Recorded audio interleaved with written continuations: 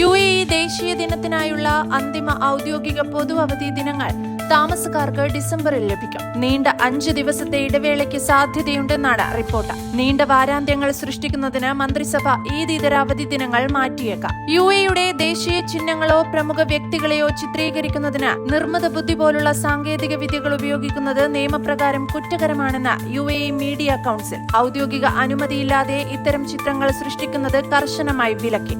UAEയുടെ ദേശീയ വിമാന കമ്പനിയായ ഇത്തിഹാദ് എയർവേസ് അബുദാബിക്കും കൊൽക്കത്തയ്ക്കുമിടയിലുള്ള എല്ലാ വിമാനങ്ങളിലും പുതിയ എയർബസ് A321 LR വിമാനം അവതരിപ്പിച്ചു. സെപ്റ്റംബർ 24-ന് നേതാജി സുഭാഷ് ചന്ദ്രബോസ് വിമാനത്താവളത്തിൽ വിമാനം സർവീസ് പൂർത്തിയാക്കി. എമിറേറ്റ്സ് റോഡിൽ പുതിയ പാതകളും പാലങ്ങളും വരുന്നതോടെ റാസൽ ഖൈമ ദുബായ് യാത്രാ സമയം പകുതിയായി കുറയും. റാസൽ ഖൈമയിൽ നിന്ന് വരുന്ന ഉമ്മുൽ ഖുവൈൻ ഷാർജ വഴി ദുബായിലേക്കും തിരിച്ചും എത്തുന്ന യാത്രക്കാർക്ക് യാത്രാ സമയം 45% വരെ കുറയ്ക്കാൻ സാധിക്കും. എമിറേറ്റ്സ് റോഡിന്റെ നവീകരണം ആരംഭിച്ചതായി ഊർജ്ജ അടിസ്ഥാന സൗകര്യ മന്ത്രാലയം പ്രഖ്യാപിച്ചു.